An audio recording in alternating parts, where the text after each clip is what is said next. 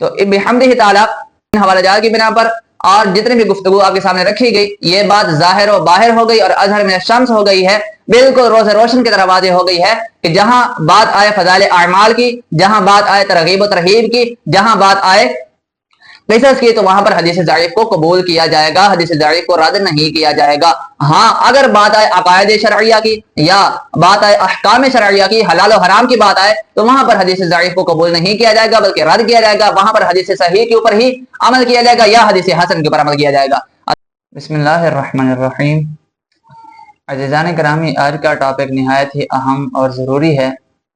वो ये कि हदीस सही किसे कहते हैं, हदीस हसन किसे कहते हैं, हदीस ज़ईफ़ की क्या तारीफ है, क्या हदीस ज़ईफ़ को माअज़ल्लाह रद्दी की टोकरी में फेंक दिया जाएगा और वो हदीस ज़ईफ़ काबिल एतबार बिल्कुल नहीं, क्या आया हदीस ज़ईफ़ के ऊपर बिल्कुल ही अमल नहीं किया जाएगा, आया हदीस ज़ईफ़ को किसी भी चैप्टर के अंदर कबूल नहीं किया जाएगा, चाहे उसका ताल्लुक़ फ़ज़ाइल अमाल से हो, चाहे उसका ताल्लुक़ अहकाम शरइया से हो, चाहे उसका ताल्लुक़ अकायद शरइया से हो, हदीस ज़ईफ़ को किसी भी कैटेगरी के अंदर शुमार आया नहीं किया जाएगा। इस किस्म के बहुत सारे सवालात फी ज़माना जो उठाए जाते हैं और ये सवालात बाज़ाक़ात इशारतन होते हैं, बाज़ाक़ात दलालतन होते हैं, बाज़ाक़ात सराहतन होते हैं, सराहतन कम ही किए जाते हैं और मोटिवेशनल स्पीकर फी ज़माना नाम निहाद बहुत सारे बने हुए होते हैं जिनके तकारीर से और जिनके गुफ्तगू से ये बात समझ में आ रही होती है कि वो हमारे सादा लोग मुसलमानों को और हमारी आम न्यू जनरेशन को बिलखुसूस ये बात बावर करवाने की कोशिश कर रहे होते हैं कि जब भी उनके सामने कोई अकीदे अहले सुन्नत पर कोई दलील उनके सामने दी जाए तो वो ये कहकर उस दलील को रद्द कर देते हैं कि जी ये तो हदीस ज़ईफ़ है। तो उनके कहने का मकसद क्या होता है कि चूंकि ये हदीस ज़ईफ़ है और हदीस ज़ईफ़ किसी भी कैटेगरी के एतबार से वो कबूल नहीं होती, काबिल अमल नहीं होती, वो हदीस ज़ईफ़ मकबूल नहीं होती मुतलक़न, लिहाजा हम इस हदीस को दलील नहीं बना सकते, जबकि ये इस्तिलाह मुहद्दिसीन और इजमाअ मुहद्दिसीन के सरासर खिलाफ है। जो लोग ये कह रहे होते हैं कि जी ये हदीस ज़ईफ़ है और ये हदीस सही नहीं है या हदीस सही है, फी ज़माना उनकी मेजॉरिटी, उनकी अक्सरियत ऐसी होती है कि जिनको हदीस सही की तारीफ तक का पता नहीं होता। तो हमारी वीडियो का आप एंड तक देखिएगा, इंशाअल्लाह करीम आपके बहुत सारे गलतफहमियों का इजाला भी होगा और इसी के साथ साथ हदीस सही की तारीफ, हदीस हसन की तारीफ, हदीस ज़ईफ़ की तारीफ, आया हदीस ज़ईफ़ किन अमाल के अंदर, किन कैटेगरीज के अंदर हदीस ज़ईफ़ को कबूल किया जाएगा, इस किस्म के बहुत सारे सवाल के जवाब भी इंशाअल्लाह करीम आपको तसल्ली बख्श मिलेंगे।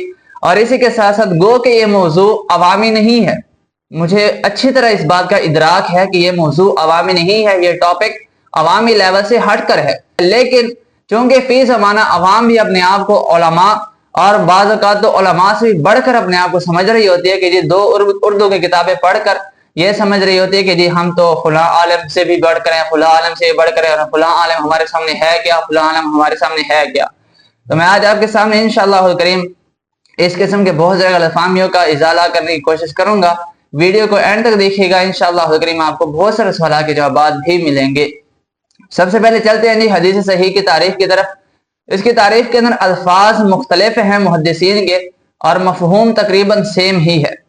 मैं आपके सामने एक हवाला रख देता हूँ, इमाम अजल जलालुद्दीन अब्दुर्रहमान बिन अबी बकर सुयूती शाफ़ई अल-मुतवफ़्फ़ा 911 हिजरी, आपने अपनी किताब तदरीबुर रावी जिल्द नंबर 1 सफ़ा नंबर 60 के ऊपर जो हदीस सही की तारीफ जिक्र फरमाई, आपने फरमाया मत्तसल सनदुहु बिल उदूल ज़ाबितीना मिन गैरि शुज़ूज़िन वला इल्ला, जिसका मफहूम ये है कि हदीस सही के अंदर 5 शराइत का होना जरूरी है। हदीस सही के अंदर 5 शराइत का होना जरूरी है। फरमाया पहली शर्त यह है कि इत्तिसाल सनद हो, कि उसकी सनद मुत्तसिल हो।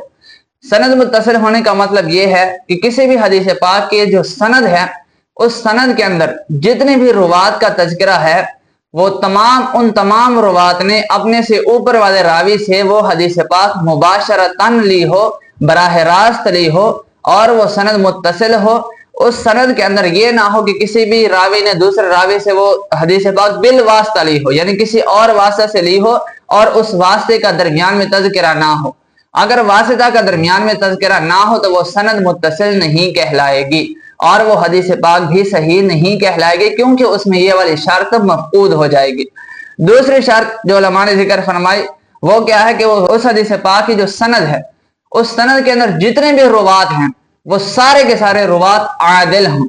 اب عادل کا مطلب یاد رکھیے گا، یہ بات ذہن نشین کیجیے گا کہ یہاں عادل کا مطلب انصاف پسند نہیں ہے، جو ہمارے ہاں عام طور پر معاشرے میں سمجھا جاتا ہے کہ جی عادل ہے یہ شخص، انصاف پسند ہے، انصاف کرنے والا ہے، عادل پسند ہے۔ یہاں عادل سے مراد یہ نہیں ہے، بلکہ اصطلاح محدثین کے مطابق عادل سے مراد یہ ہے کہ جس کے اندر 5 اسباب طعن نہ پائے جائیں، 5 اسباب طعن جس کے اندر نہ پائے جائیں۔ فتاوی رضویہ شریف کے اندر امام اہل سنت سیدی اعلی حضرت رحمہ اللہ تعالی آپ نے بھی اس چیز کو ذکر فرمایا۔ میں آپ کے سامنے اسی ویڈیو کے اندر انشاءاللہ کریم آپ کے سامنے وہ چیزیں رکھوں گا۔ آپ نے ذکر فرمایا کہ 5 اسباب طعن جس کے اندر نہ ہوں، کون کون سی؟ فرمایا کذب نہ ہو، کہ وہ راوی جھوٹا نہ ہو۔ دوسرا فرمایا تہمت بالکذب نہ ہو، کہ اس راوی کے اوپر جھوٹ کی تہمت تک نہ ہو۔ تیسرا فرمایا کہ وہ راوی فاسق نہ ہو، فسق اس میں نہ پایا جائے۔ چوتھا فرمایا کہ اس راوی کے اندر بدعت نہ پائی جائے۔ بدعت ویسے الگ پورے علیحدہ چیپٹر ہے، انشاءاللہ کریم اس کے اوپر بھی سیر حاصل گفتگو کی جائے گی، اور ایک الگ سی ویڈیو کی صورت میں انشاءاللہ کریم آپ کے سامنے میں اس کے اوپر گفتگو کروں گا۔ یہاں اجمالی طور پر میں آپ کے سامنے بدعت کی سادہ سی اور موٹی سی تعریف آپ کے سامنے رکھوں کہ بدعت سے مراد ہر ایسا نیا کام جو دین کے اندر گھڑا جائے اور جس کی اصل قرآن و حدیث کے اندر ہمیں نہ ملے، جو قرآن و حدیث کے منافی ہو، قرآن و حدیث کے متضاد ہو، قرآن و حدیث کے مخالف ہو، اور وہ نئی چیز ہو جو دین کے اندر گھڑ لی جائے، اسے بدعت کہا جاتا ہے۔ تو فرمایا کہ اس راوی کے اندر یہ والا سبب طعن بھی نہ پایا جائے۔ اسی طرح اینڈ پہ جو سبب طعن بیان کیا گیا، فرمایا وہ راوی مجہول بھی نہ ہو، جہالت، وہ راوی مجہول بھی نہ ہو۔ یہ 5 اسباب طعن ہیں۔ اگر راوی ان 5 اسباب طعن سے سلامت ہے، سالم ہے، تو پھر ہم کہیں گے کہ یہ راوی عادل ہے۔ دوسری شرط ہو گئی۔ تیسری شرط وہ یہ ہے کہ وہ راوی ضابط ہو، ضابط ہو۔ ضابط کی علماء نے 2 طرح سے اس کی تقسیم فرمایا یا تو اسے ضبط صدر ہو۔ ضبط صدر کا مطلب یہ ہے کہ وہ راوی اللہ تبارک و تعالیٰ نے اسے اتنا کامل حافظہ عطا فرمایا ہو کہ وہ اپنے حافظے کی بنیاد پر احادیث حفظ کر کے آگے تک پہنچانے کی صلاحیت رکھتا ہو۔ اور دوسری قسم علماء نے بیان فرمائی وہ ہے ضبط کتابت والی، کہ وہ راوی، اس راوی کا حافظہ تو اتنا قوی نہ ہو لیکن وہ حدیث کریمہ کو لکھ لیتا ہو اور اپنے لکھے ہوئے پر بھروسہ کر کے اگلے تک پہنچانے کی صلاحیت رکھتا ہو، تو وہ راوی بھی ضابط کہلائے گا۔ یہ تیسری شرط ہو گئی۔ چوتھی شرط وہ یہ ہے کہ وہ حدیث پاک شاذ نہ ہو، شاذ نہ ہو۔ شاذ کا مطلب یہ ہے، سادہ سی تعریف، موٹی سی تعریف اگر آپ کے سامنے میں رکھوں، وہ یہ ہے کہ اگر کوئی ثقہ راوی بذات خود ثقہ ہے لیکن وہ اپنے سے اوثق راوی کی مخالفت کر لیتا ہے، اپنے سے اوثق راوی کی اگر وہ مخالفت کر لیتا ہے، یعنی کسی ایسے راوی کی وہ مخالفت کر لیتا ہے جو اس سے زیادہ ثقہ ہے، تو اس روایت کو کہا جائے گا کہ یہ روایت شاذ ہے۔ جب وہ روایت شاذ ہوگی تو وہ حدیث صحیح نہیں کہلائے گی۔ اسی طرح فرمایا کہ وہ حدیث جو اینڈ پہ 5ویں شرط ہے وہ یہ ہے کہ وہ حدیث معلول نہ ہو، وہ حدیث معلول نہ ہو۔ معلول کا مطلب یہ ہے کہ اس کے اندر ایسی علت خفیہ قادحہ بھی نہ پائی جائے کہ جس علت کی وجہ سے، جس عیب کی وجہ سے اس حدیث کو صحیح نہ کہا جا سکے۔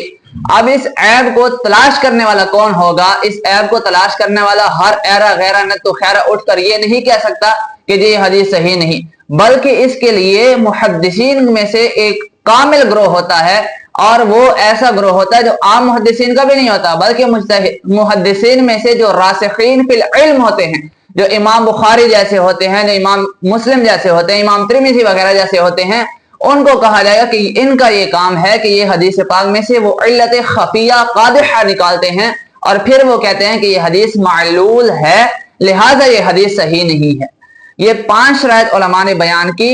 جس حدیث پاک کے اندر یہ 5 شرائط پائی جائیں، ان میں سے ابتدائی 3 شرائط ہیں وجودی اور باقی 2 شرائط ہیں عدمی۔ مطلب کیا ہے؟ مطلب یہ ہے کہ ابتدائی 3 شرائط اس حدیث پاک کے اندر پائی جائیں۔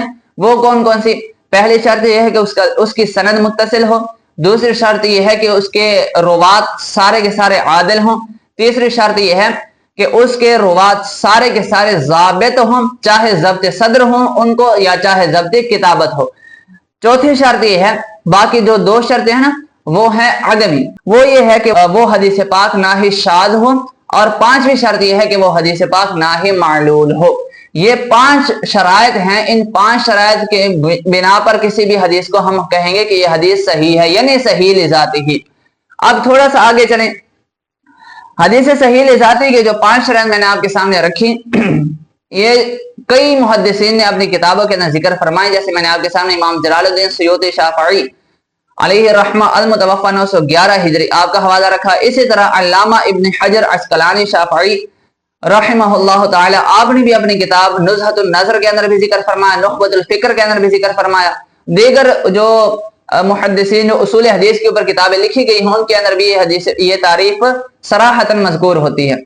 बहरहाल इन 5 शराइत में से जो एक शर्त मैंने आपके सामने रखी कि उसके रावी ज़ाबित हों।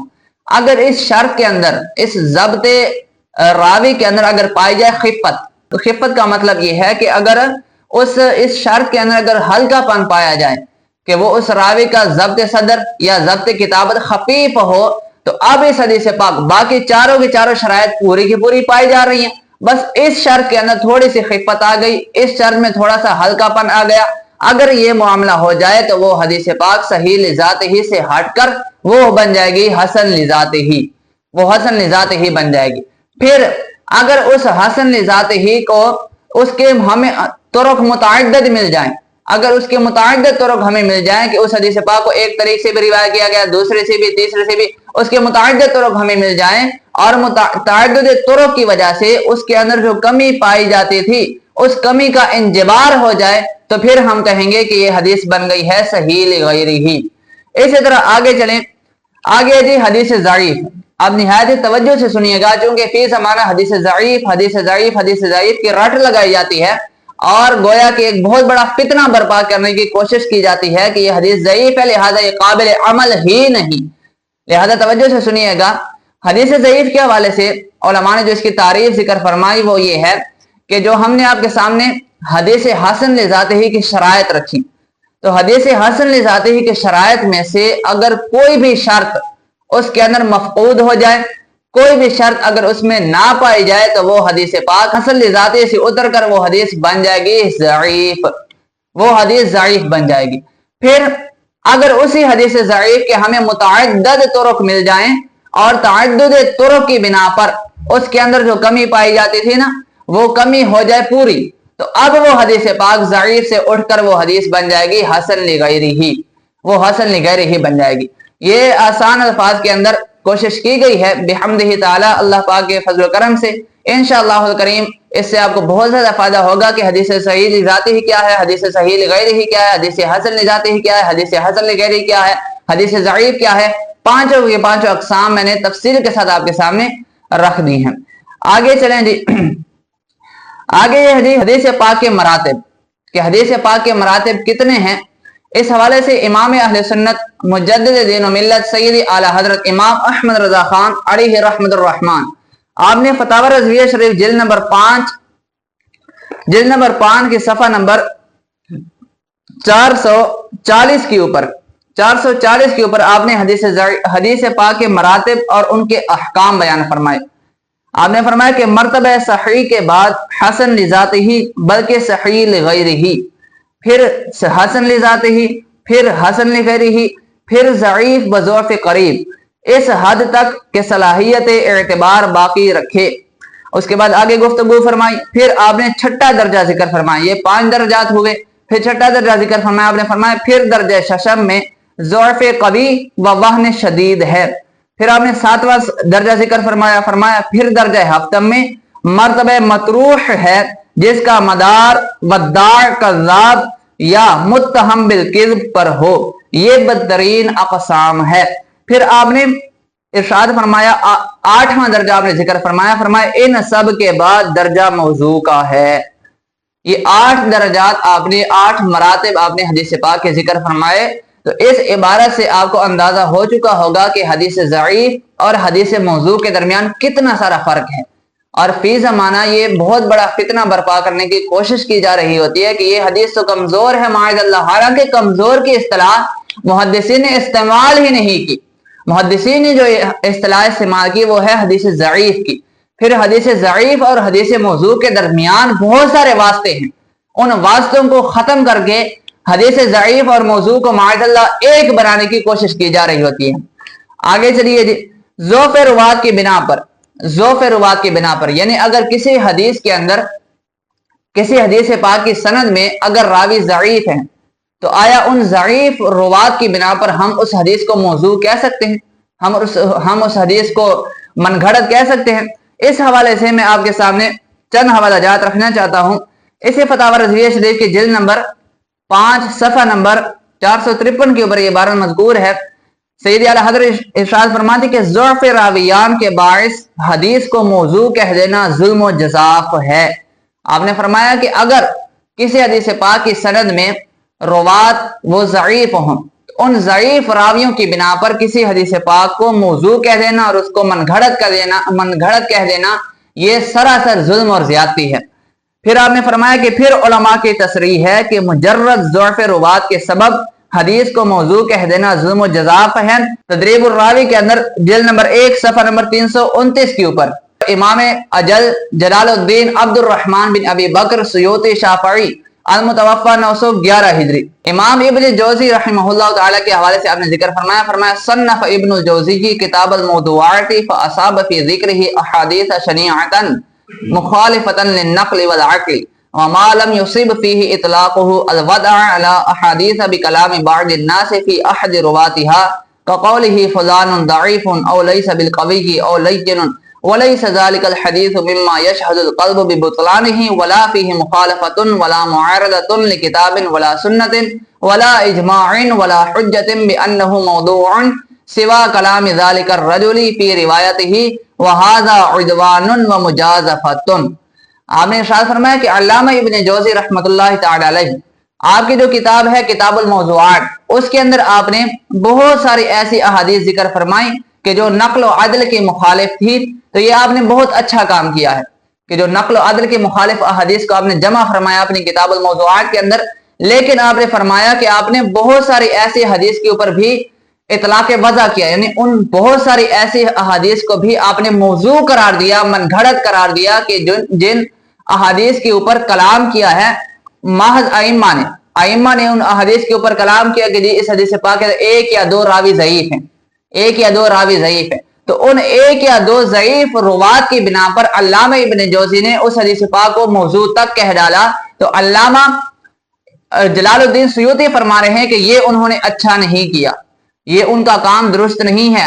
حدیث ضعیف کے حوالے سے ایک بہت بڑی زیادتی کی جاتی ہے کہ تاثر یہ دینے کی کوشش کی جا رہی ہوتی ہے ہمارے نیو جنریشن کو کہ چونکہ یہ حدیث ضعیف ہو گئی لہٰذا اس کو معاذ اللہ ردی کی ٹوکری میں ہی پھینک دے، تاثر گویا کہ یہ دینے کی کوشش کی جا رہی ہوتی ہے۔ تو آپ کے سامنے میں ایک بہت ہی زبردست حوالے رکھنے جا رہا ہوں اس بات کے اوپر کہ حدیث ضعیف اس کو مطلقاً رد نہیں کیا جائے گا، بلکہ جہاں بات آئے گی عقائد کی، جہاں بات آئے گی احکام فقہیہ کی، تو پھر تو حدیث ضعیف کو قبول نہیں کیا جائے گا۔ لیکن جہاں بات آئے گی فضائل اعمال کی، جہاں بات آئے گی ترغیب و ترہیب کی، جہاں بات آئے گی قصص کی، تو اس وقت حدیث ضعیف کو قبول کیا جائے گا۔ حدیث ضعیف کو قبول کرنا جائز بلکہ مستحب ہے، علماء نے اس کے استحباب کی تصریح فرمائی ہے۔ جیسے آپ کے سامنے میں ایک حوالہ رکھ دیتا ہوں جی، امام محمد بن علی ابو طالب مکی المتوفى 386 ہجری، آج سے تقریباً 1100 سال پہلے کے یہ امام گزرے ہیں۔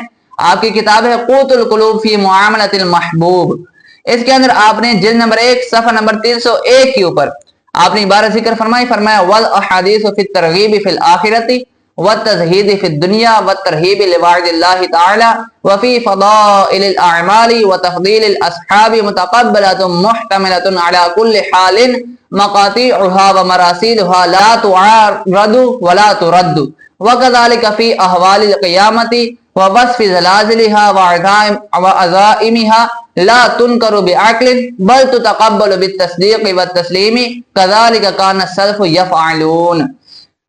امام ابو طالب مکی رحمہ اللہ تعالی نے ذکر فرمایا کہ وہ احادیث کریمہ کہ جن کا تعلق ترغیب فی الآخرت سے ہو تو یا پھر ان کا تعلق فضائل اعمال سے ہو تو فرمایا ان تمام احادیث کو قبول کیا جائے گا، چاہے وہ مقطوع احادیث ہوں چاہے وہ مرسل احادیث ہوں، ان تمام احادیث کو قبول کیا جائے گا۔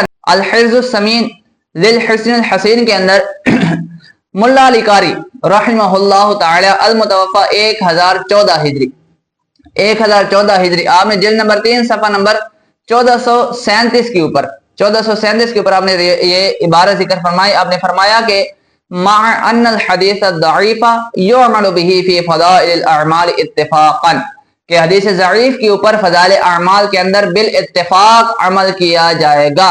حدیث ضعیف کو مطلقاً رد نہیں کیا جائے گا، بلکہ جس حدیث کا تعلق فضائل اعمال کے ساتھ ہو تو وہاں حدیث ضعیف کے اوپر بھی عمل کیا جائے گا۔ اگلا حوالہ جی الفتح المبین بشرح الاربعین، امام احمد بن محمد بن علی شیخ الاسلام ابن حجر حیتمی مکی شافعی المتوفى 973 ہجری، آپ کی کتاب الفتح المبین بشرح الاربعین، آپ نے ارشاد فرمایا صفحہ نمبر 107 کے اوپر فرمایا وقد اتفق العلماء على جواز العمل بالحدیث الضعیف فی فضائل الاعمال، فرمایا کہ علماء کا اس بات پر اتفاق ہے کہ جہاں فضائل اعمال کی بات آئے تو وہاں حدیث ضعیف کو بھی قبول کیا جائے گا۔ اسی طرح امام کمال الدین محمد بن عبد الواحد المعروف بابن الحمام الحنفی، جن کو سیدی اعلیٰ حضرت محقق علی الاطلاق کہتے ہیں، فتاوی رضویہ شریف کے اندر المتوفى 861 ہجری، آپ کی کتاب فتح القدیر کے اندر آپ نے جلد نمبر 1 صفحہ نمبر 349 کے اوپر ذکر فرمایا فالضعیف غیر الموضوع یعمل به فی فضائل الاعمال، فرمایا کہ وہ حدیث پاک جو ضعیف ہو اور جس کا تعلق فضائل اعمال سے ہو تو اس کے اوپر عمل کیا جائے گا۔ تو بحمدہ تعالی ان حوالہ جات کی بنا پر اور جتنے بھی گفتگو آپ کے سامنے رکھی گئی یہ بات ظاہر و باہر ہو گئی اور اظہر من الشمس ہو گئی ہے، بالکل روز روشن کی طرح واضح ہو گئی ہے کہ جہاں بات آئے فضائل اعمال کی، جہاں بات آئے ترغیب و ترہیب کی، جہاں بات آئے قصص کی، تو وہاں پر حدیث ضعیف کو قبول کیا جائے گا، حدیث ضعیف کو رد نہیں کیا جائے گا۔ ہاں اگر بات آئے عقائد شرعیہ کی یا بات آئے احکام شرعیہ کی، حلال و حرام کی بات آئے تو وہاں پر حدیث ضعیف کو قبول نہیں کیا جائے گا بلکہ رد کیا جائے گا، وہاں پر حدیث صحیح کے اوپر ہی عمل کیا جائے گا یا حدیث حسن کے اوپر عمل کیا جائے گا۔